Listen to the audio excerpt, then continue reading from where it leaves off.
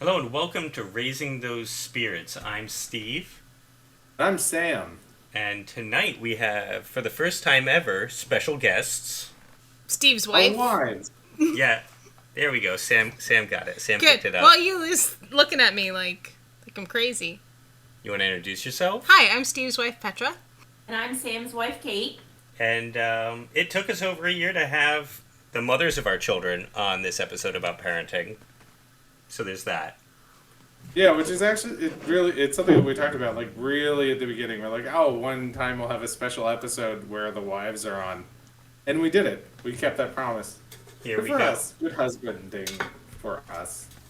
We work better in the background. I'm sure Petra can agree that she has discussed and helped Steve through some of these processes with the podcast. Well, she listens to the entire editing and tells me what to keep and what to toss. It's true. Well, so if that's you right. hate everything about this podcast, it's my fault. That seems fair. I'm willing to blame you for all of my mistakes, Petra. You should absolutely do that. That's what I'm here for. This is our first double date episode of the podcast. And the reason we're doing a double date on this episode is because Petra had never seen this movie, and Kate, I believe it's one of your favorites? Yes, going back 30 plus years. Same. I've been obsessed with this movie since literally as long as I can remember. It's never not been in my life as long as memory serves. That's true. We have discussed this movie the entirety of the time that I've known you, Steve. Oh, I yeah. think we've had some conversation going about this film. Funnily enough, we've also discussed this movie the entire time I've known Steve, which is coming up on 20 years. I tried to get Steve. her to watch it for 19 years, and I finally got Oh my her to watch God. it. We finally broke you, Petra. He started off with The Goonies, and that was not the right movie to show me. Apparently, if you didn't see The Goonies as a kid, you don't like it, which is something I learned from multiple people. I didn't watch Goonies for the first time, I think, until I was 24. And I remember it was the night after a concert. And I couldn't really hear it. And I was also very high. And I certainly enjoyed Goonies. That's what you should do with Goonies. I feel like not hearing Yeah. it helped. Yeah, it was. I think it was like the Dropkick Murphys St. Patrick's Day show, and then the next morning, my friend was hanging out at my house, and we smoked weed and watched Goonies. And you know what? However many years later, I still recall that as being a positive experience. So I'm pro Goonies. Excellent. Yeah, this movie is definitely a movie, we're getting ahead of ourselves in this episode, but it's definitely a movie that I think was trying to cash in on the Goonies. Pretty hard. To the point where the mom in the Monster Squad is the mom in the Goonies. That's right. So, Maybe we'll dive deeper into that as we get a little farther ahead. it's a shared universe. She's actually is the mom in both movies, and she is leading a double life. Or she has a twin. No, it's her. I checked IMDb. No. I meant in this shared universe. In the universe. Oh. Steve. Sorry, I realized that we didn't do a cocktail for this week, and I was stealth doing it in the background. Oh, I'm drinking mine right now, and I can't wait to tell you about it. I've got one. Okay. Yeah, no, it's, I don't know, man. We'll get to the Goonies. Why don't you do Right your now- Why don't you do your thing? It's time. I'm throwing. We have two more people here, and I'm so off format. We didn't do any prep work either. We No. just said we were going to do this, and we're rolling with it. I've been in a cadaver lab all day. I didn't have time to prep. Don't go there, man. I've seen things I look this forward week. to hearing future stories, Steve. So Oh my god! at some point. I'm not allowed to tell Petra about anything, so you and me can talk later. That's not true. I let you tell me a lot of things. No, you get such a G-rated version, and then you dry heave. So anyway, speaking of dead bodies, we have another Holiday of the Dead this week. Oh, let's hear all about it. So, this is Oban, which I'm probably pronouncing wrong. Don't at me. Oban is an annual Buddhist event in Japan. Much like many others we've discussed, it focuses on commemorating one's ancestors. It's believed that each year during this time, the spirits of their ancestors return to the mortal world to visit their living relatives. The date on this one is a little inconsistent. It occurs in both July and August, depending on who is celebrating it. So, according to the solar calendar, it falls midway through July, so July 15th. But according to the formerly used lunar calendar, it falls between August 13th and 16th. So it's mainly observed in Japan during the August time period, but some areas also observe it in July as well still. Mm-hmm. So for this festival, lanterns are traditionally hung in front of houses in order to guide the ancestor spirits in. People will visit graves, perform oban dances called the Bon Odori, and they make food offerings at home altars and temples. But the customs do vary strongly depending on what region of Japan you're in. And it's one of Japan's 3 major holiday seasons, along with Golden Week and New Year. I don't remember this from any of the Persona games. Yeah, it's the August holiday that they always... So we play a video game series called Persona, and you basically always go through a year of the main character's life in Japan, so we know all about all the Japanese holidays, because you get them all from school and stuff. And, Oban is almost always featured in these games. In Part 3, they all complained that they had to miss the Oban Festival because they got signed up for extra classes that day. In Part 4, it's when they have the beach party. Oh, okay, so unlike Golden Week and the New Year, it's just more in the background because they're teenagers. It's that week where they do like Children's Day and all that stuff. Okay, yeah. I think that I'm not butchering that. That might be Golden Week, but they are in the games, and that's how I knew about them. I don't know Persona. When I saw it on the list, I was like, "Oh, I know Oban. It's in every Persona game." Persona games are great.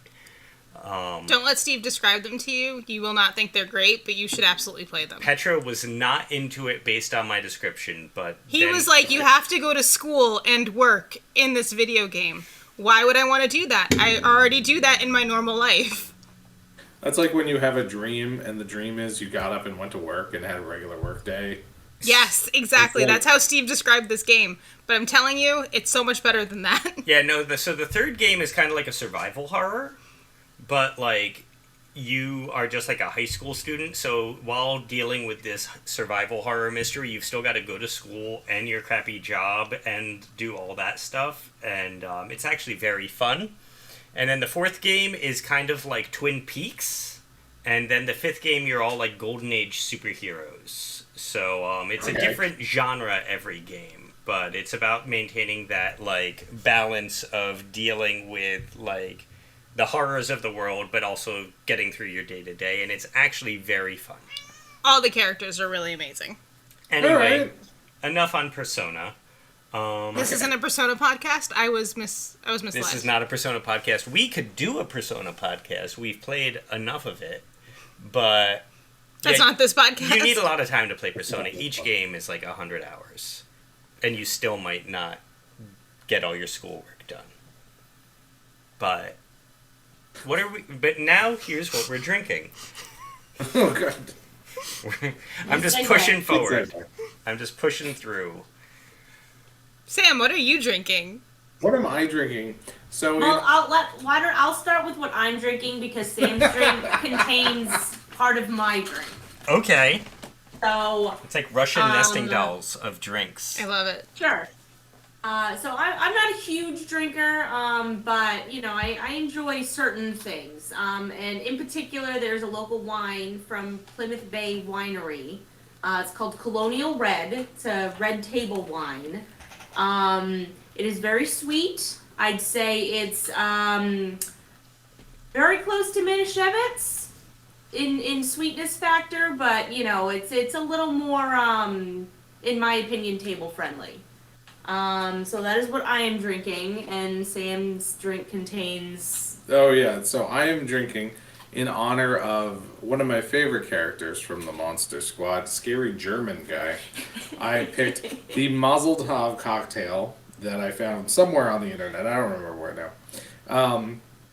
Which usually uses 3 ounces of Manischewitz, which I didn't have, so I substituted this Colonial Red, because same flavor profile. 1.5 ounces of gin and a twist of lime. I do not enjoy this drink. I am sitting here drinking it and wishing I just had some gin. It's not too late. I feel like your cocktails have like a 30% failure rate on this podcast. Oh yeah, no, I have not enjoyed a lot of them. But he goes experimental, and I appreciate that. It. I do appreciate As a listener of the podcast, I enjoy knowing week to week that Sam's going to come out with something potentially disgusting. Well, you go out to dinner. They've got their seasonal cocktails, and you're like, oh, that could be really good, but that could also be really bad. And it's like the one I got from Anywhere. Really, Anywhere. Yeah, that's true. They also they don't look very appetizing either. Like some of the color profiles have been a little questionable. Yeah, so I appreciate really you taking that risk because I get to live vicariously through you. Because I will sit at a lot of restaurants and be like, "Oh, that looks really good. I'm not spending $15 on a maybe." I do. I spend that $15 on a maybe. What I really wanted to try was I found this one that was like the Van Helsing cocktail, which involved like garlic. And I was like, well, I don't have time to cook garlic right now. Because I didn't even start looking for drinks until about 2 hours ago. And I was like, okay, now's not the time. But yeah, look at the Van Helsing cocktail. It had a lot of stuff in it that would be repellent to a vampire. Or to Steve. And I might try it if I ever get so ambitious. Do you use holy water in it? No. Mostly I'm referring to the garlic. Okay. I feel like you're missing out on a potential great step. I mean, if you can get me into a church. I mean, can you not go into a church? Do I have to invite you in? Are you a vampire? I might be a vampire. Is that James Vanderbeek? I've had a lot of gin in most drink. So what are you drinking, Steve and Petra? So my drink is not on brand for this week, but it is what we have been drinking a lot recently. Also, we are on a different mic system this week, so sorry if you hear a lot of squeaking in the background. This will be our squeakiest episode as my awful computer chair every time I shift protests. So for our drink recently, we've been doing a lot. Pineapples have been on sale. For 2 for $5. So I have been coring pineapples and then throwing a portion of that pineapple in a blender with Dole makes a frozen fruit smoothie blend with bananas, pineapple, mango, and dragon fruit. Okay. So I throw that in the blender with some of the pineapple, some orange juice, some dark rum, some coconut rum, and some normal spiced rum. And I blend it all up, and then I pour it back into the pineapple, and then put a little umbrella, and I get one of those little swords, and I skewer pineapple and stick it on the outside. And we have been drinking them often. It's like a resort up in here. Can I suggest something that might elevate your cocktail just a tad? Sure. Grill some pineapple. Oh, we do. That's what we've been doing with the rest of the pineapple. Oh my god. But are you like adding it to your like drink concoction? Because Well, I feel like grilling it is gonna caramelize those sugars and just give you like a deeper flavor profile. Have been making these with dinner. So okay. It's kind of, they haven't been pinned to it, but they have been near each other. Got it.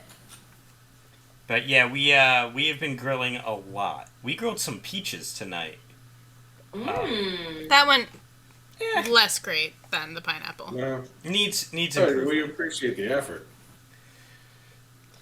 So yeah, no, those have been very good. I've been really down with pineapple, and you know, you just get to feel a little fancy. And pineapples this time of year, not very expensive. All right. That is very fancy.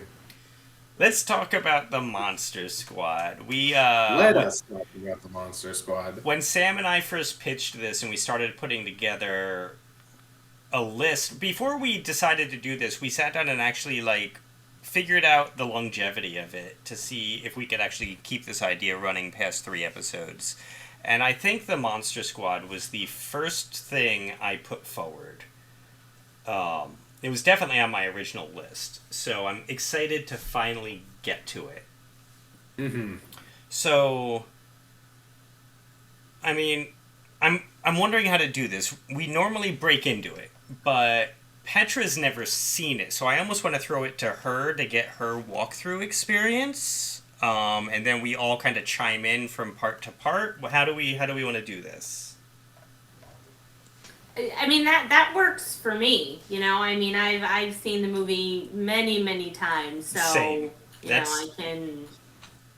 That's I can go any which way. Yeah. That's why I chose it for this week, because I'm in a hell month at work, and I was like, I don't have time to read a book, but if I don't have time to rewatch The Monster Squad, I've seen it enough times, I can just talk about it. Oh, for sure.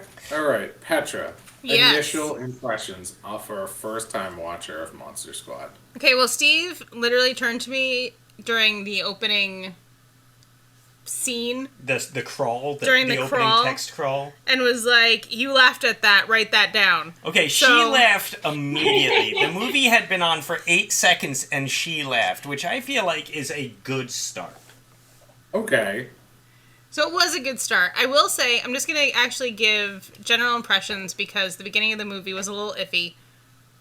I enjoyed this movie.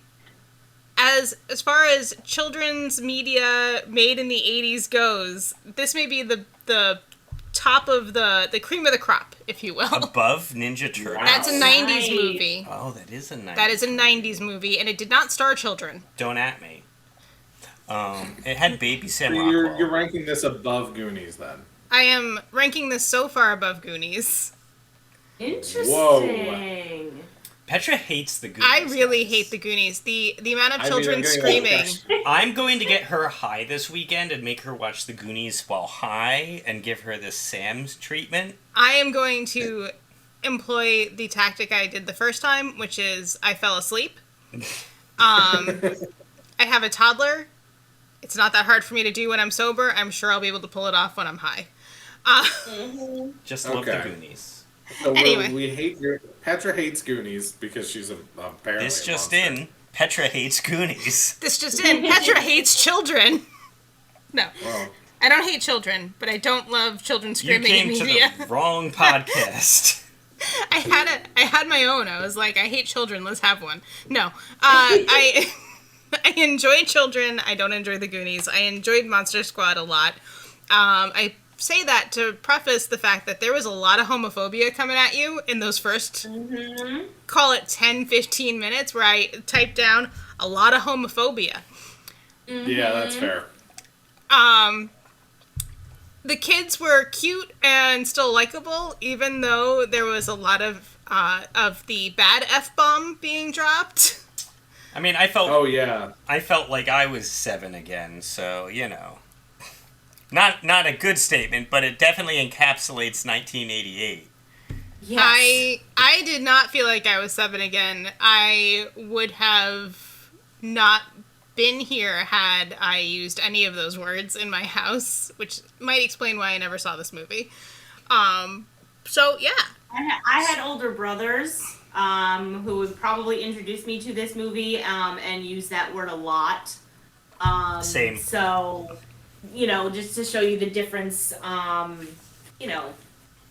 in households. Yeah, Petra, you grew up in a house full of only girls. I grew up in a hippie house full of only girls. Hippie girls. house. So rolling back to the beginning, those effects in the opening, like the actual monster effects, the zombies and stuff popping out of the ground, were really good. Like, Oh, yeah, they held were. up. they held I'd up. say overall as a monster movie of that time, like the special effects are pretty on point. Absolutely, 90% of them I think hold up pretty well. I'm going to go farther. I'm going to say that if you made that movie today, the practicals were better than a lot of the CGI that Kai watches. You laughed at the Wolfman. The Wolfman's mask straight on was not the best. It's pretty silly. No, it's not good.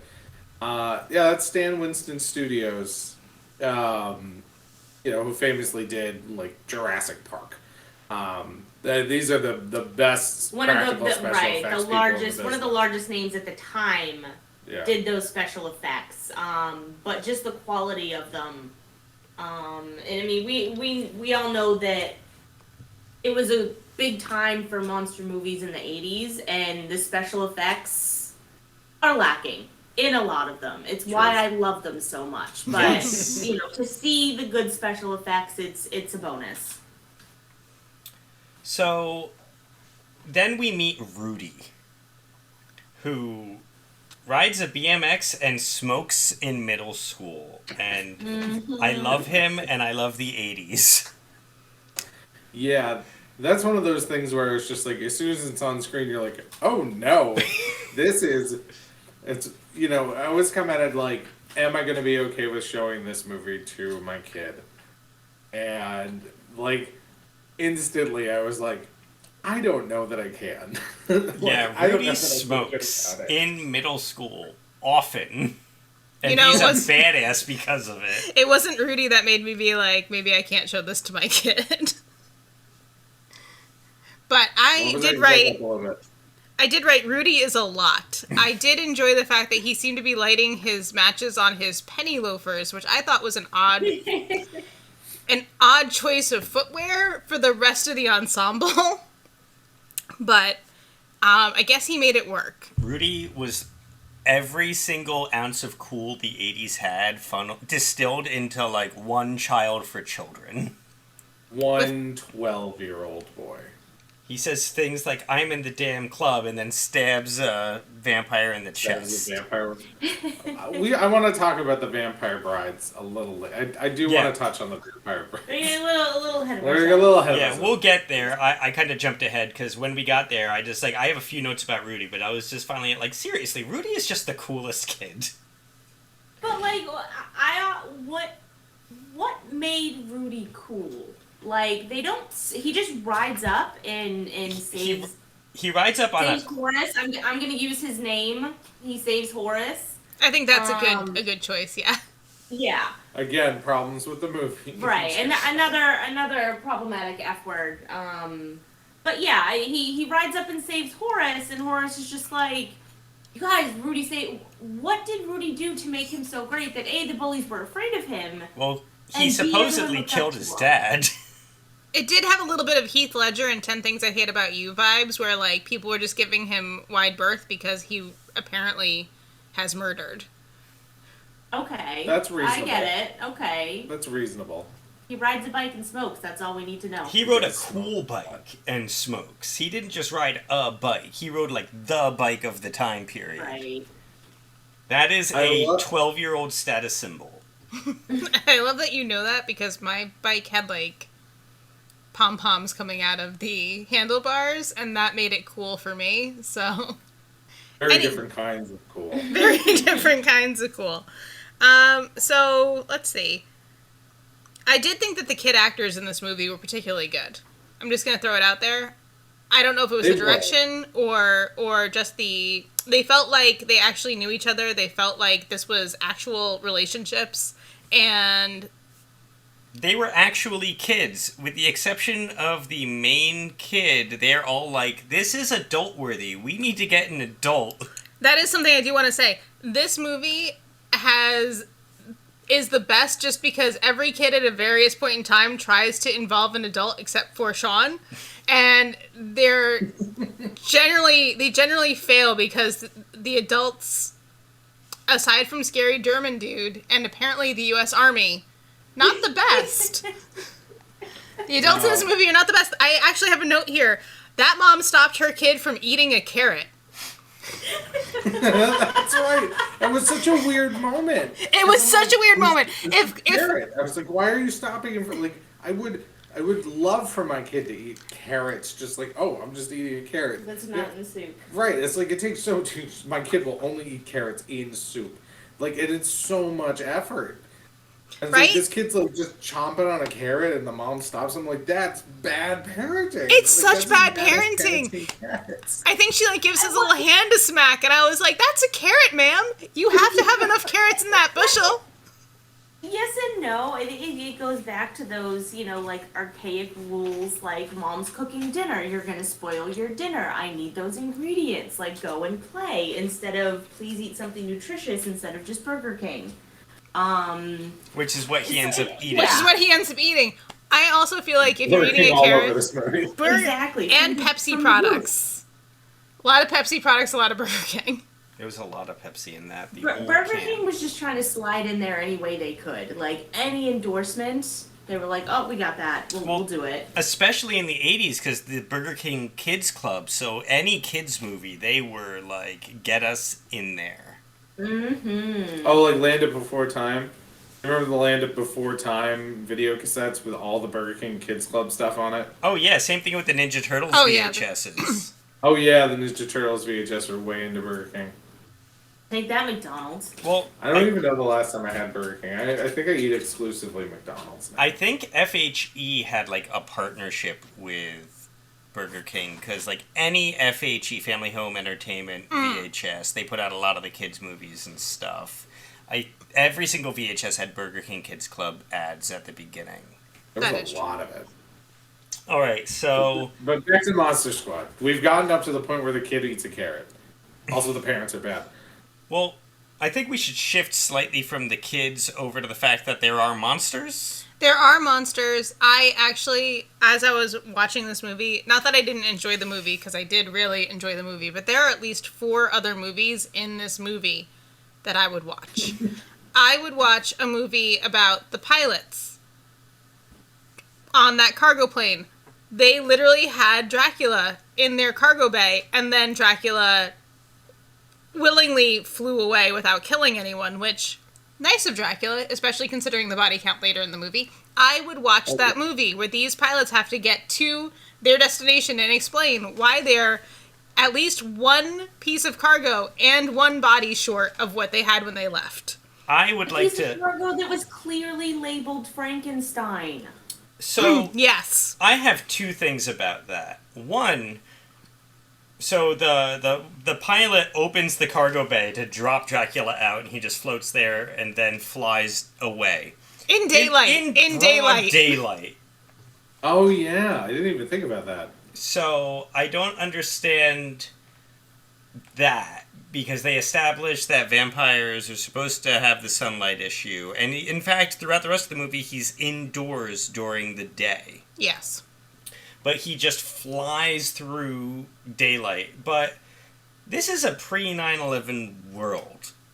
So, like, planes getting hijacked are not, like, the big worry yet. But this pilot sees one person on his plane who's not supposed to be there and just immediately tries to... him! He tries to murder him! He just pulls the lever on the hatch because there's an... As soon as that happened, I looked at Kate and I was just like, he just straight up tried to murder that guy. And that's what I was like... It was his first reaction. In that Post- pilot's defense. Post 9/11, I could think that is a reasonable thing. Pre 9/11, that man is an insatiable murderer. In that pilot's defense, Dracula did immediately try to bite him. I feel like Dracula didn't try to bite him. as the bat, and then he turned from the bat to a man. Right there, I would be trying to get that guy off of my plane too. By hook or by crook, anyway, that guy's getting off my He plane. did not see that the bat was Dracula. He saw a bat, then he saw Dracula. Petra's murdering the stowaway. I am murdering That's a little every murder. stowaway. If you're on my plane and you're a stowaway, I'm dropping you out of the cargo hatch. Petra, That's I know probably you. the You third would have been one. back in the cabin and being like, why isn't there a lock on this thing? I mean, that's true too. After I drop Dracula, I would be like, we need some safety protocols. I need to know. Hey, there's some OSHA violations happening there. Yes. So I just want to interject that guy was a murderer. Murderer. You Yes, have 2 murderer. other movies within this movie that you want to talk about. I do. One of them is how did these monsters all know each other? I want that backstory. I mean, they were there in the Van Helsing thing. You hear the werewolf howling. Like, It's you... clearly It's not not the the same same werewolf. werewolf. How It do can't you be know? the same werewolf. Well, because this guy doesn't have a cage. He literally goes to the police so that they'll lock him up. Any werewolf who's been a werewolf for more than a month and who's concerned about eating other people, I learned this from Buffy, finds a place to lock themselves up. What if they got out this and guy woke up is in this early town? in his werewolf. What if Dracula drugged him and had him transported That's what I'm saying. there? I want this movie. I want to know. I want to know about how all these monsters. I want the zany comedy prequel to this movie, getting the gang back together. You Here's just a want like a question. monster montage where they all get like a letter in the I had mail. the exact same thought. Again, I looked at Kate halfway through this movie. I'm like, how do all these monsters like get together? Because I didn't understand how it had happened. And I've watched this movie several times. Well, they're trying to. They all joined up to try and destroy good. Right, but why these monsters? Well, I feel like they're like the head of each of their communities. That's what I'm saying. I want this movie. I want this mob movie. I This want is- this zany comedy. This Ocean's 11 type No, movie. it's not Ocean's 11. It's just the Fellowship of the Ring, and they're all sitting there like, you have my fins and my So that's the movie I want. claws." Like, I want this movie, but I also want the prequel to this movie, which is that movie. I want to can we also add in where Dracula gets his special cane to revive Frankenstein? I love that, Kane. Steve did turn to me and was like, I love that cane. It's really cool.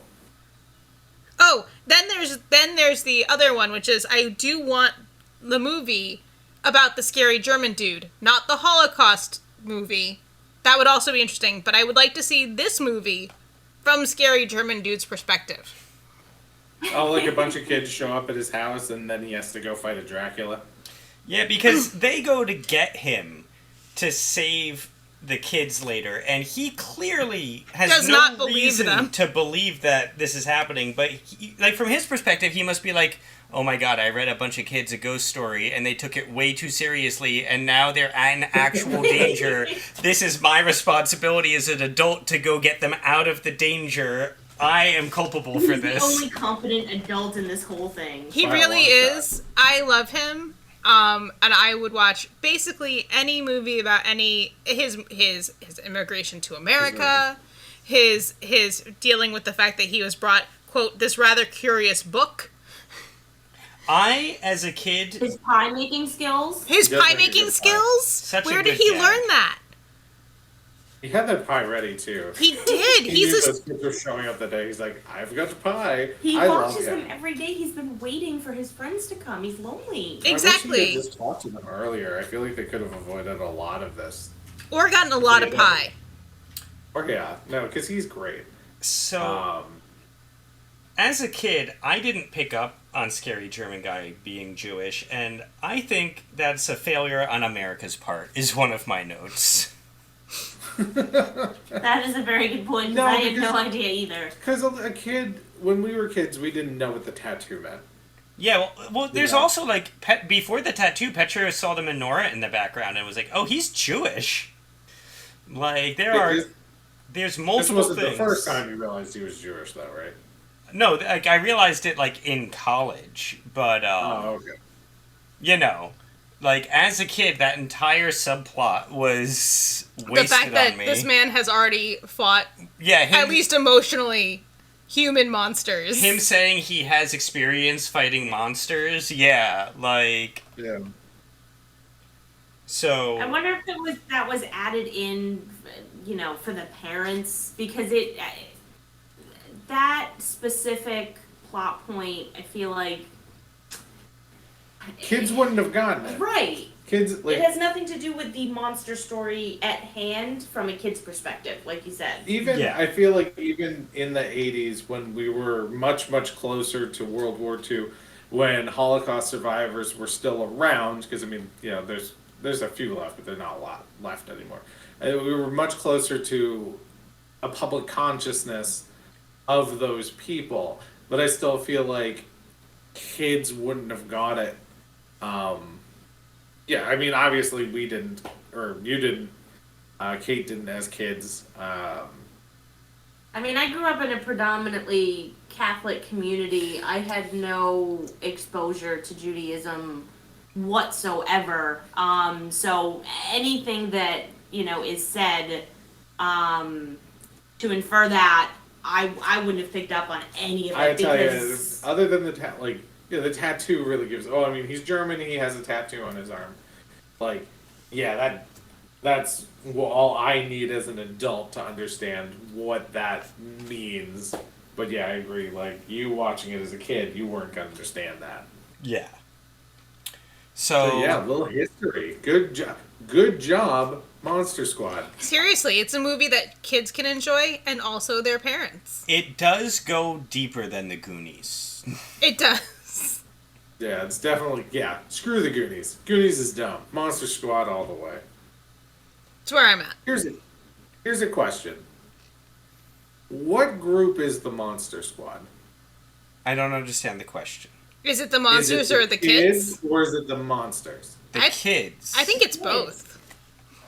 I think it's the monsters. The monsters are the squad.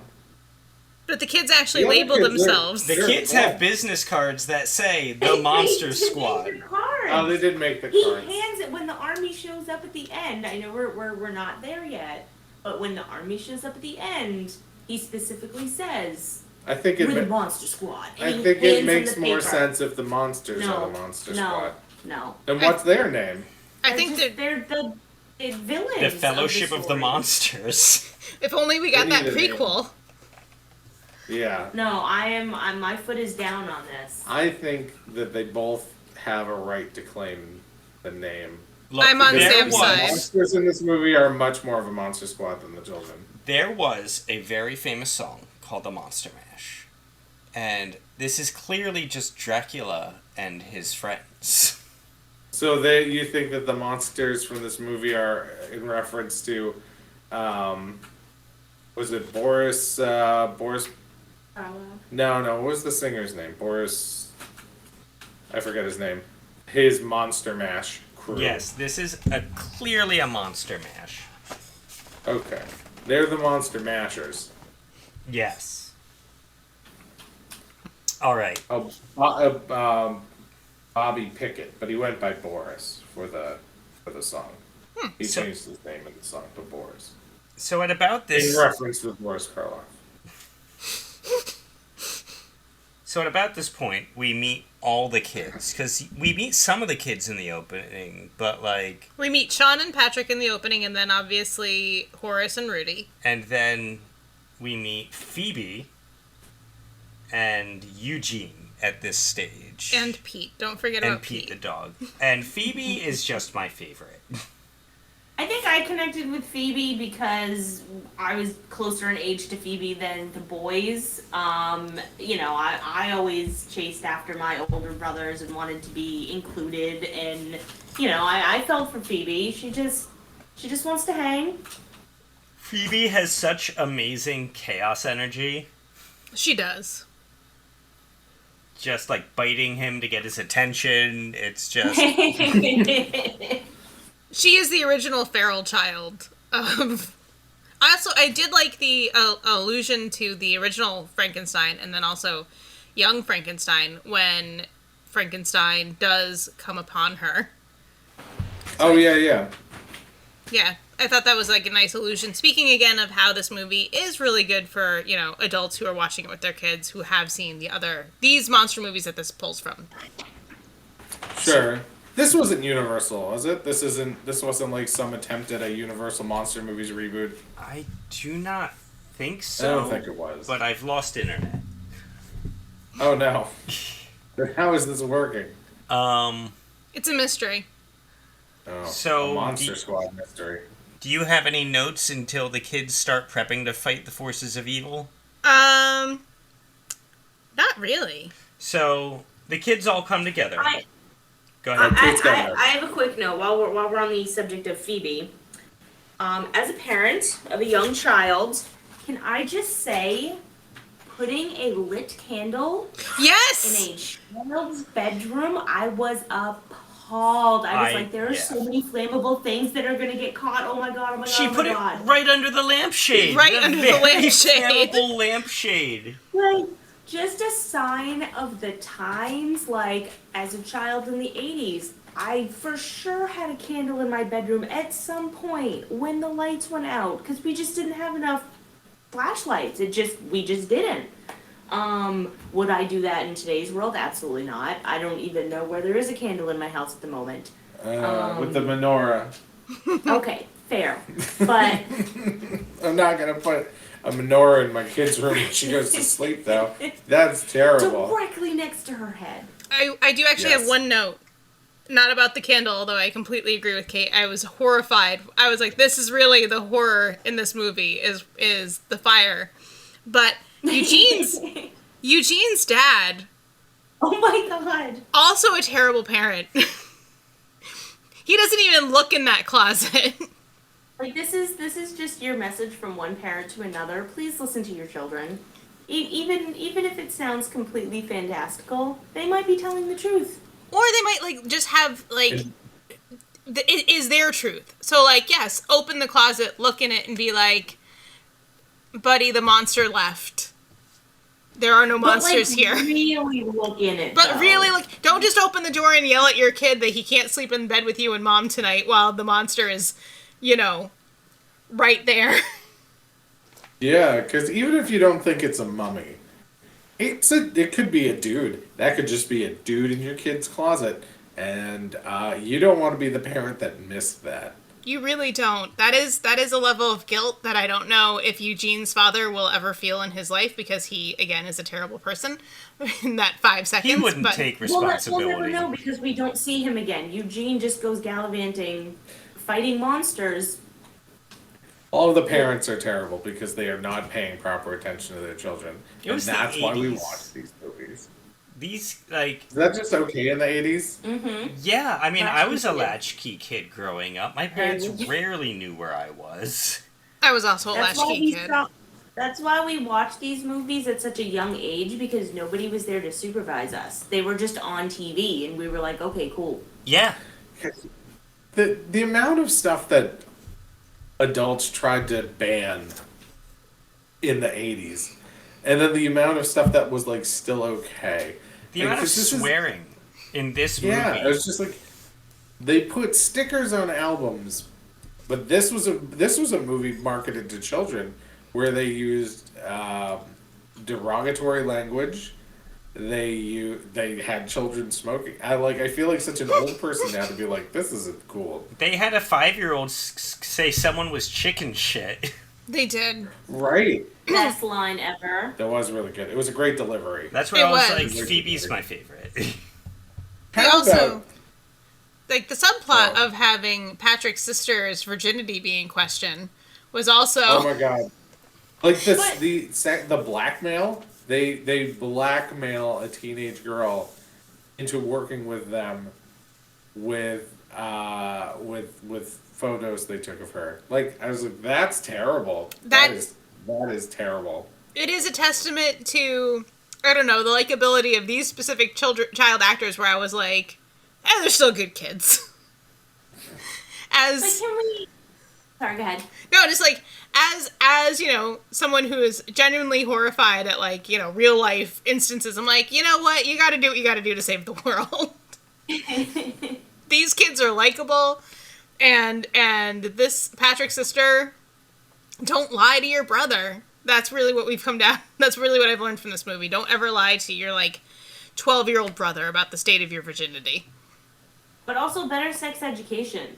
Yeah. Yes. Because if it doesn't count, then you did something wrong. Oh yeah. That's true. While we're talking about virginity, I'm willing to bet that each and every one of those boys was a virgin. So That's what I would call said. it wrong. I think it needed to be a girl. But they never said it. They never said it. It Yeah. was just... They only ever said virgin. It's always, and I get it. It's always a girl. I get it. But I'm asking why. I'm asking the universe why.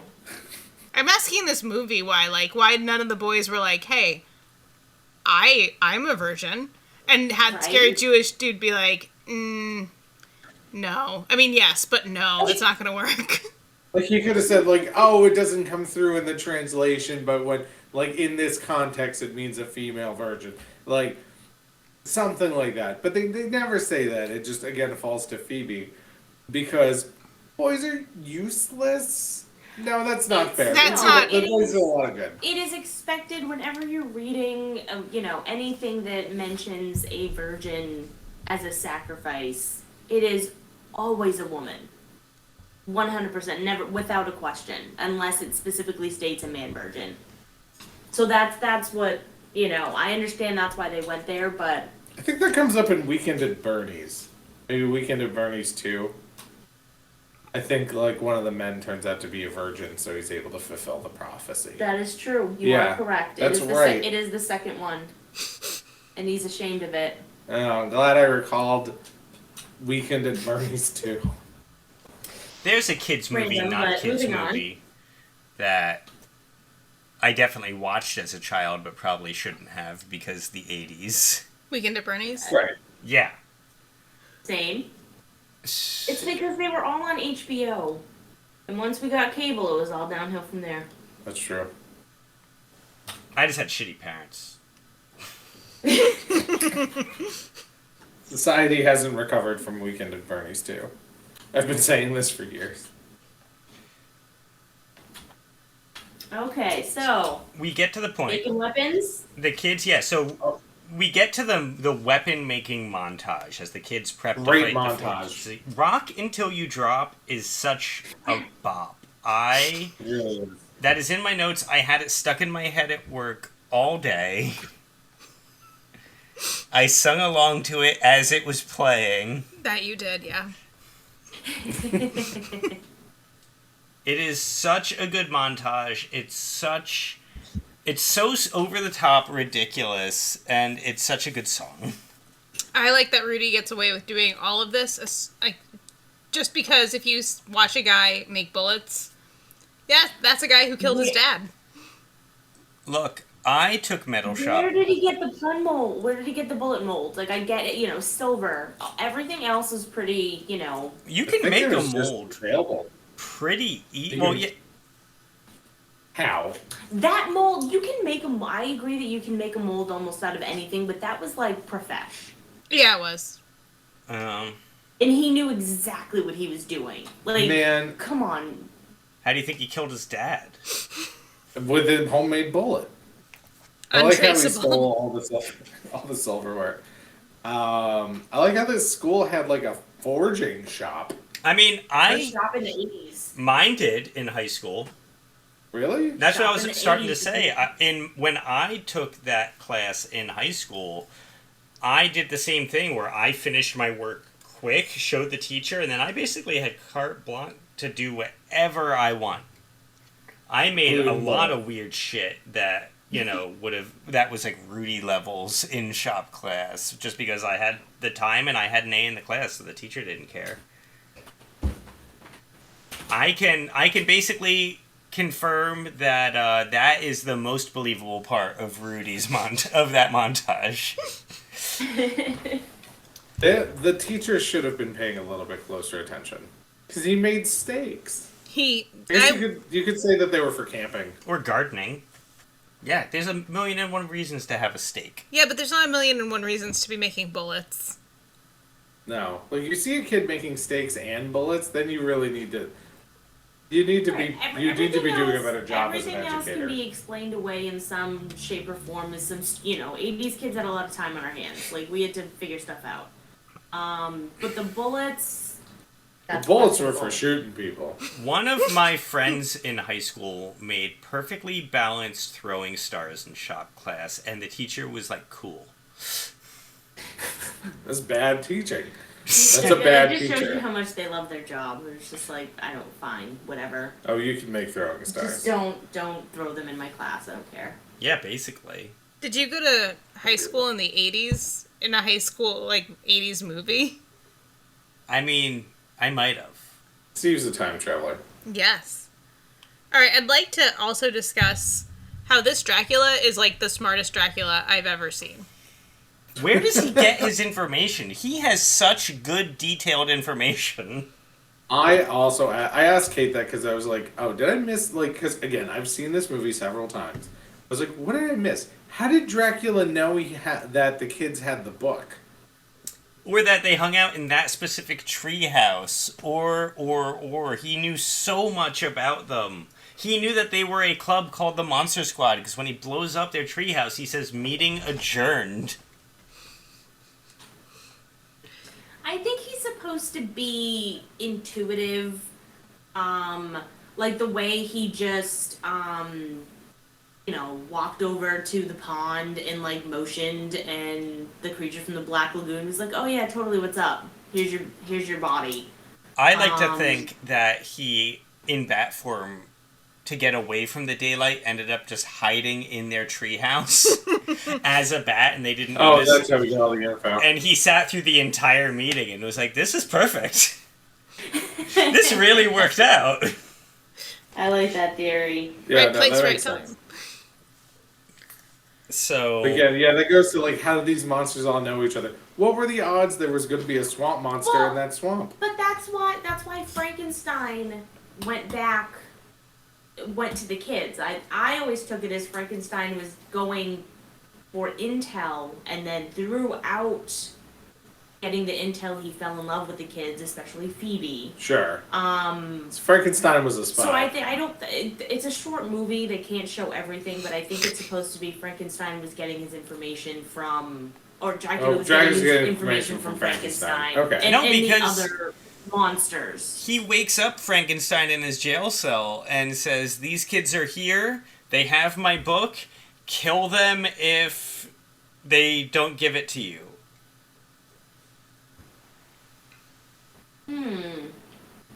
Here's the thing.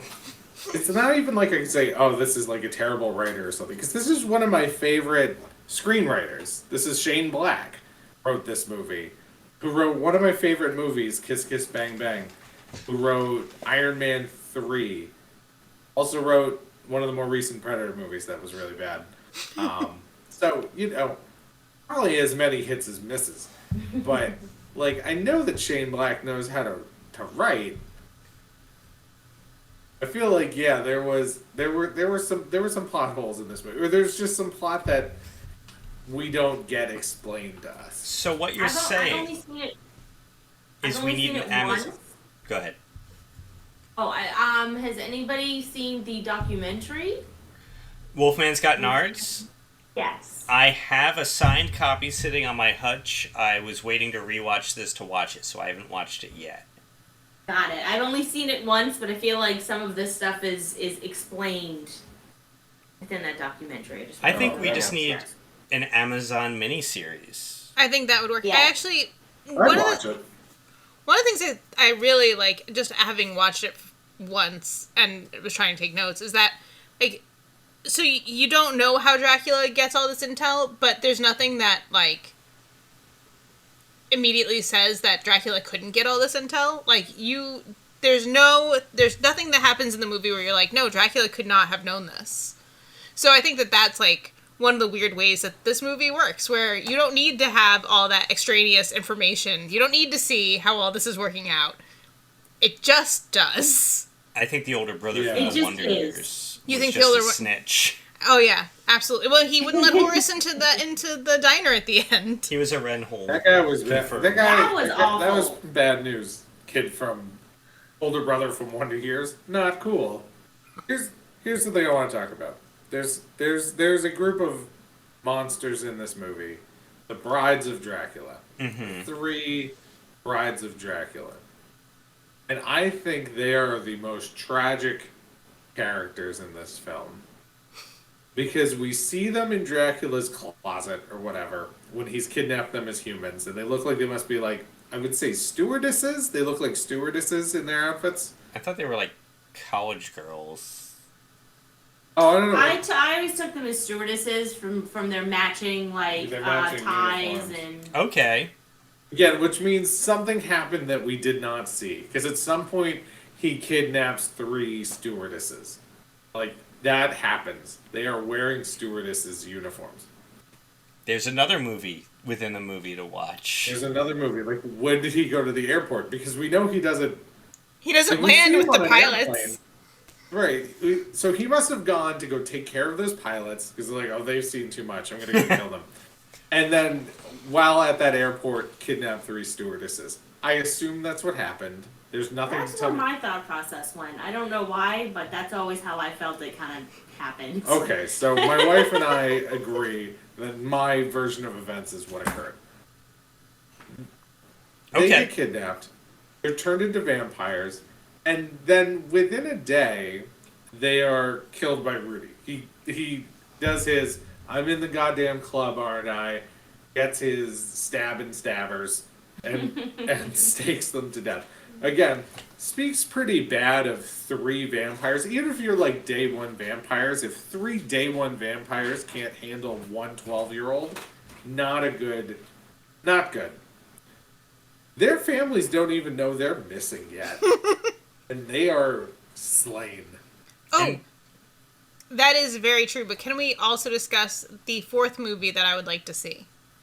Yes. And that is, there is a cop drama here. Oh my god, the cops in this movie are bad. They are not. There are so many cops in this small town. One of my notes is, how many cops does this small town employ? 1, you've got Dell, who doesn't seem to be a crappy father. There is a weird subplot that he's a bad husband that ran also through, what was that terrible monster movie with Fred Savage? Little Monsters? Little Monsters. Little monsters. There seems to there's be a lot of like, parallels here. there seems to be some weird thing happening at this point in the 80s where you're like, women expecting their husbands to be home for dinner and going out on dates. What's up with that, guys? Don't be Stop like being these parents. women. If you've got a good job and you only swear marginally at your children, she should be thankful. How dare she expect you to go to marriage counseling? Anyway, Dell seems to be at least much better than several of the other parents in this film, but there is his dialogue with his partner, the only black person in this film who is tragically murdered by Dracula. He explodes. Exploded by Blown up. Dracula. And nobody really, like, there's no mourning of him. They're just like, well, R.I.P., I guess, and then they move on. There is a cop drama here between them and then the multiple cops who show extraordinary bravery in continually and stupidity. in continually trying to put themselves in harm's way. Multiple cops' necks get snapped in that final encounter. Apparently the least realistic thing in this movie was the cops going to protect children. Yes. That part of the movie, I'm not going to say it aged poorly, but it definitely is not consistent with current events. So Aged frustratingly. aged frustrating. You're like, look at this. Cops in the 80s would throw themselves at. Well, let's date this. Okay, Kids in the 80s, watch this. right. Saw what happened to all those cops. Oh no. Grew up to be cops themselves. And know what happens if you go charging in. You get your neck snapped. Right. You get your next snap. So yeah, that is the cop drama part of this that is the 4th movie that I wrote down that I wanted to see. I'd watch it. Because there's 2 cops at the very end, jumping a little ahead after the portal closes. And they're just there, and they look so disoriented, and it's because, like, 90% of your police force is either, like, murdered or severely injured. A lot of your friends and partners are dead, but you also know that you just got a promotion. And they walk into that diner that has previously been barred by the older brother from the Wonder Years. And they just look tired and... They are so relieved when the military shows up. They're like, oh, thank God we're not expected to do anything here. Like how it's not even the National Reserves either. Like it is the straight up tank rolling Full army. U.S. military. Which was a good Like gag. just out of nowhere. Like you didn't just see the giant vortex. You So- were right there. Rolling back a little bit, because we're getting a little ahead of ourselves. Oh. So, Dracula blows up their house. They get away. And I think there's a point where the father is just so flustered because Dracula has now killed his partner, kicked his ass, blown up his house, and somehow his 12-year-old son, and also Dracula is after his 12-year-old son, who somehow has evaded and found Dracula better than the entire police force. Which has to be confusing, concerning, and frustrating as a parent and a police officer. In that order, yeah. And then you gotta explain that to your wife. So... then we get showdown. From this point on in the movie, looks like a deer in the headlights. The wife? Yeah. Well, like, third act, her face is just wide eyes, just shock. Her house... Like, she just stands there. So a man crashes a car through the front of their house, blows up her son's tree house, kills her husband's partner on their front lawn, and then she watches. Then she has. The kids were in the treehouse too, so she at this point. Oh, she thinks her kids are dead. She thinks her kids are dead. She knows her husband's partner is dead. And then, with no context to any of this, watches Dracula turn into a bat and fly away.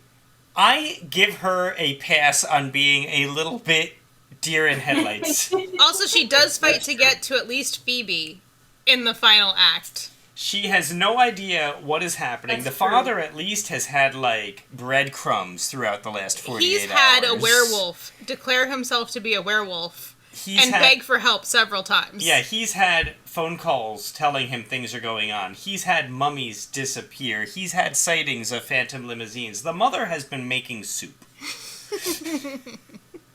Well, maybe if he opened up to his wife a little bit. Do you It's true. think that they made it? Do you think that they, like, worked through their problems after the end of this movie, or they split up? I think they're trauma bonded.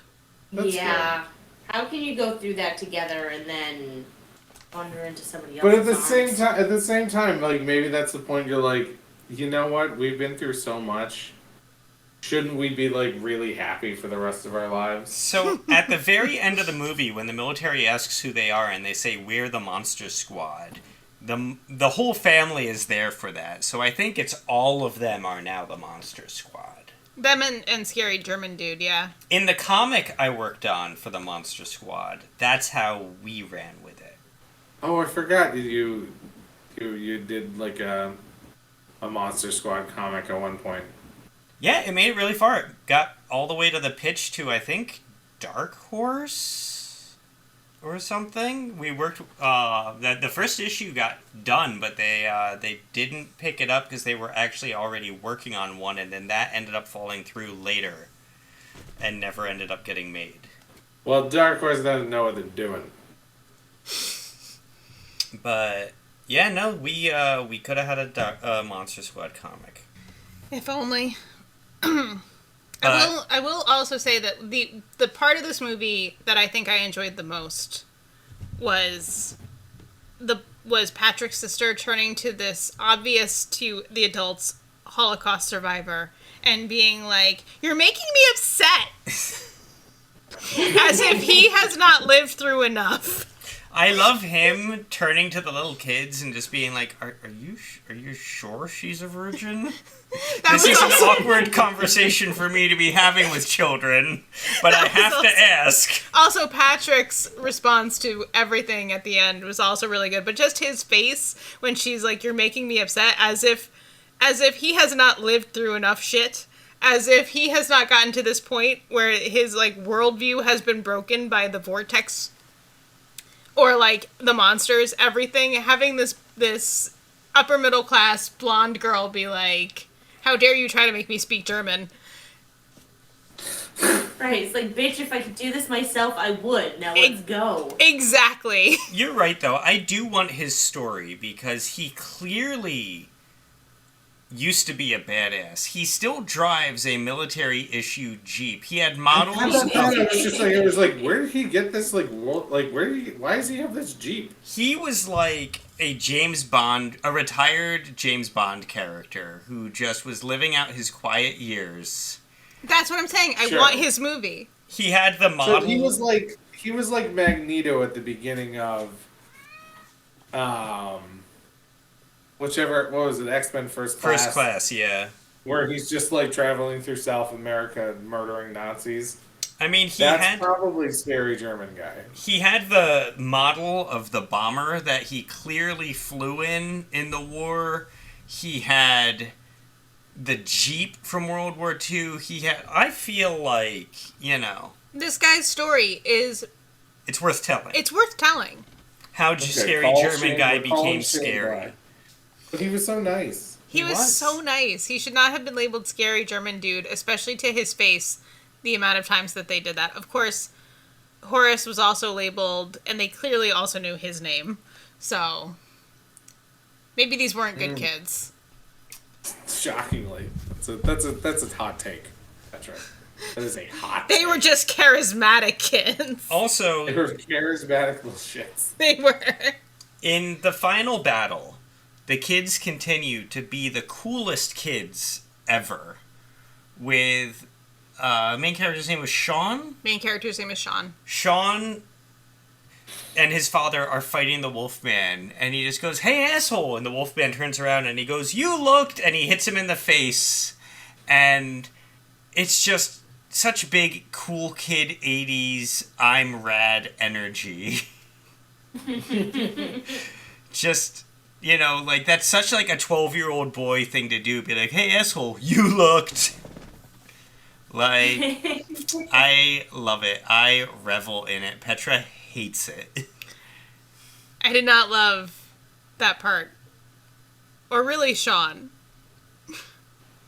I did...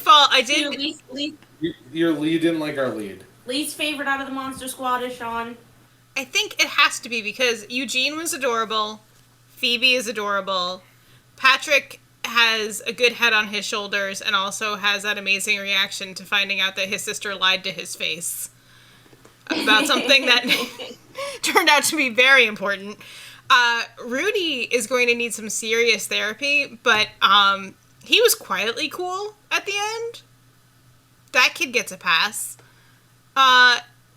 Scary German Dude. Not a kid, but also amazing. So yeah, I think it's He's Sean. on the squad. Okay. That's fair. I follow your logic and I agree with it. Sean does kind of come off as a brat. Can we rewind a little bit to Horace hitting Dracula with the garlic pizza? Garlic is pizza. The pizza. Oh, the garlic pizza in his bag. He is literally standing next to a room full of crucifixes and garlic. And they felt the need to be like, this kid's fat. He has a slice of pizza in his pocket. Also, can we, not to rank fatness, but I was offended that this kid is what was labeled fat. He is a little husky at best. He is husky at best. You wouldn't even, because he was the kind of, a couple of years later he would not have been fat. Exactly, he just grown had into baby his pudge. And they even made it a point to explain, why, he wasn't just an overeater. He had a medical issue. Yes. So there was many points in that where he wasn't just a lazy fat kid. He had a medical issue that caused his weight to go up, and he got labeled fat kid. And I was also... He died very young. He died at 22 in Las Vegas of pneumonia. I waited until the movie was done to tell Petra. At the same time. Again, they go into this in the documentary. Oh, they go into the now we're gonna watch the documentary. We do. I've got it. It is very good companion to this movie. Yeah, my brother lives by a drive-in theater that does ton of double features. It doesn't do new movies. It only does old Slaughterhouse type of movies. And they actually came through on last summer. Whenever the documentary came out, they did a tour of drive-ins and stuff, and they did a double feature with the Monster Squad and Wolfman's Got Nards, and did a whole Q&A on it and stuff, which is how I got a copy of it, and I have a signed steak from them. Oh yeah, that's awesome. I mentioned that. Yeah, I think I mentioned that on an early episode, but I still haven't gotten to watch it. But I would really like to. But it's just cool that, they kind of did like a drive-in movie film circuit for it.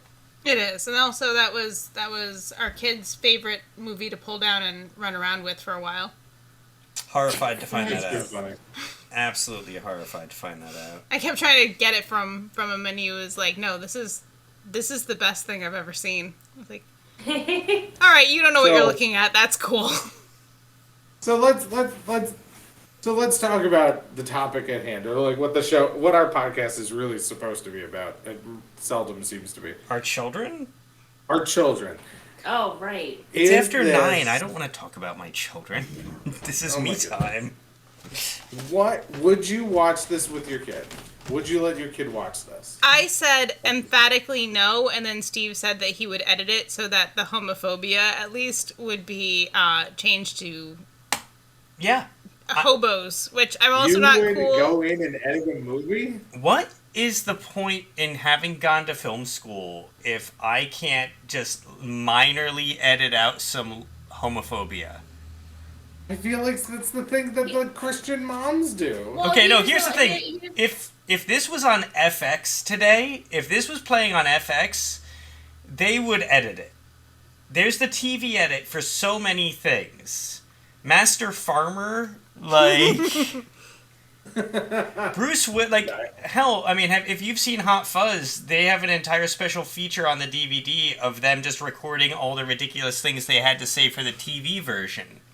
Why can't I just change, the F word to like gag or something? Like, why can't I just alter some of these like homophobic words to be other words really simply?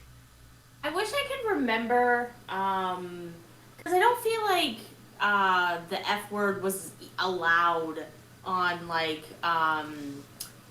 non-cable channels. And I swear I saw this on, some Saturday morning or Saturday afternoon, show. I wish I could remember what they changed that to. I like how There's an fuck edit- is not the F word now. Oh, fuck! Yeah. That was never be the F word in our house. Our Fuck is kid, the word. Right. he's allowed to say things that don't hurt people. My real concern is, if you showed our kid this movie, he's, 2, so he might Yeah. change. But his favorite media right now is primarily LGBT forward. Like that is what he likes to watch. He's obsessed with the new Netflix show Dead End. Like, if Steve wants our kid to like this movie, I tell you, the first 15 minutes You know what? he's gonna cut out. I can probably find a TV cut of this where it's not a problem, but otherwise it would take me 20 minutes to make an acceptable cut of this movie. And it's not a Christian moms thing. It's just like I don't want my kid picking up that language. I may take you up on that. I have like a slightly different perspective, like more so like I would rather our child hear the word and get an explanation that it's not a nice word. It's not something that we say. It's not something that we use in our house, as opposed to hearing it and then inadvertently using it and not realizing it. I guess I'm more sort of like an exposure. That's Exposure is a great method, and I fully support it. Our kid historically latches on to problematic characters, It's true too. and I just don't need sure, because it sounds fun. That's all. Because you're not supposed to say it. Right. That's all they know. But I'd say even at almost 5 years old, our child wouldn't sit down and watch this yet. I mean, No, I don't she would think get she'd have the not attention span. even 5 minutes in and be like, I don't like this. This is boring. Can we put on something with music? Like that's just where they're at right now. So a little bit older, we'll see. But at almost 5 years old, even there's no interest in something like this. Yeah. Not in our lives anyway. How old do you think you were when you watched it for the first time?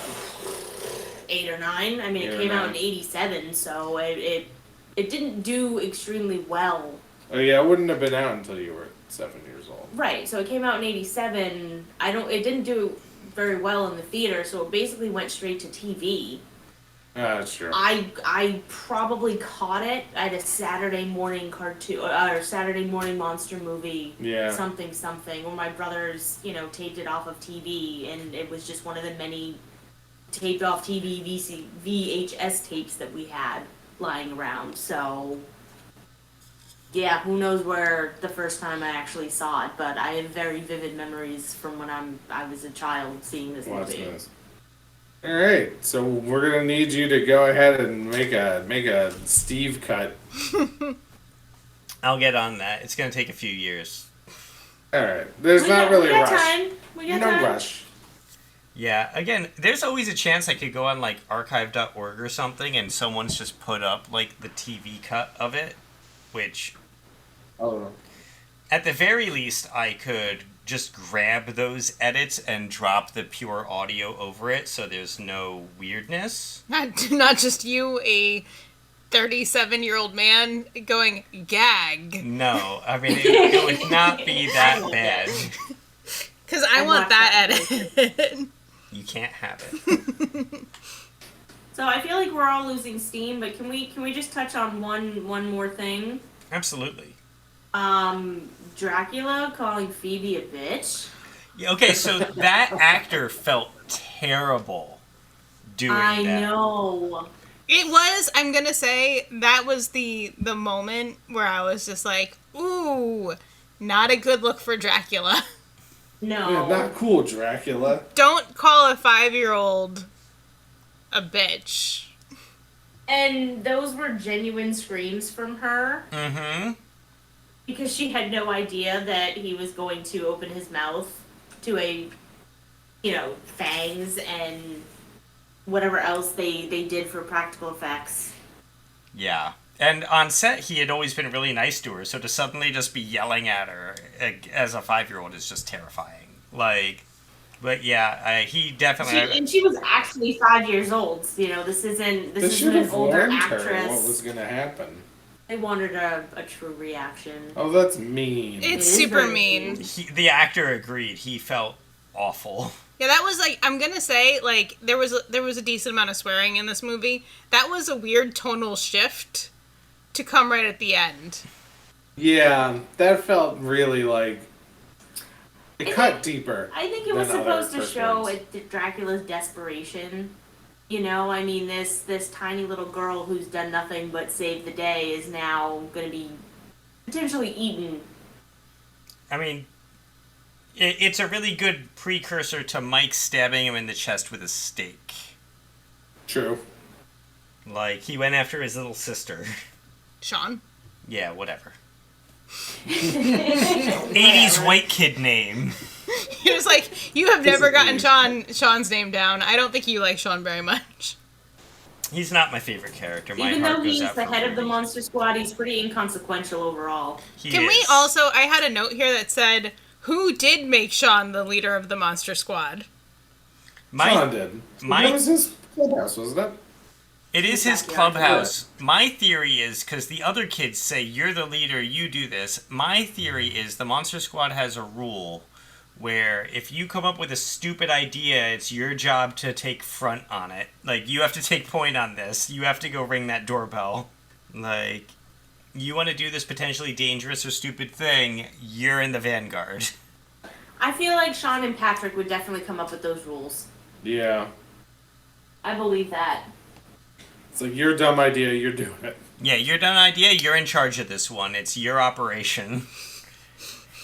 Good leadership.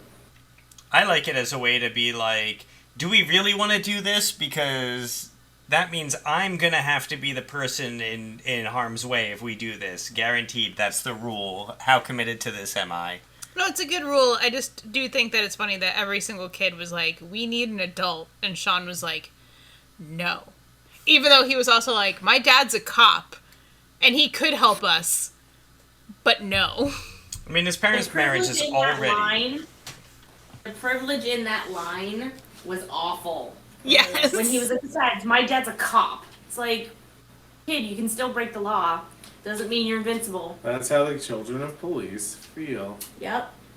I think that's all my notes. Yeah, I'd say on that note. 37 years, and I've never been as cool as any of the kids from the Monster Squad. Oh, don't sell yourself short. Some of those kids were not cool. They were uncool cool. Everyone had a cool moment. Yeah, everyone had their just desserts, I guess. They all had their one line, their quotable line. My name's Horace. Exactly. My name is Horace Cox the Shotgun. All right. Well, let's wrap it up. Sam, 100 years ago, tomorrow night. Sorry. where can like they that find line. us? They can find us all over the internet on social media at RTSpiritsPod, Facebook, Twitter, and Instagram. Petra and Kate, And, thank you for joining us. Oh, good. I thought you were going to ask where you could find us on the internet. And I was like, you can't. Don't even I try. hope you can't find You're my not a wife on public the figure. internet. I would not do I that. appreciate that because I was like, no. If you want to find Petra, go on YouTube and look up Sense and Sentimentalism. Oh, yeah. It is her channel where she plays video games with me. All right, that's fair. Oh, that's a good place. That's a good place. Kate, We do a are you lot of on the horror internet? games, actually. Like, a lot of horror games. It's true. Kate, you're not on the internet. No. Don't find Kate on the internet. I will. Don't find my wife on the internet. You'll make Sam sad. All right. We'll catch you next time. Thanks for joining us. Bye. Bye.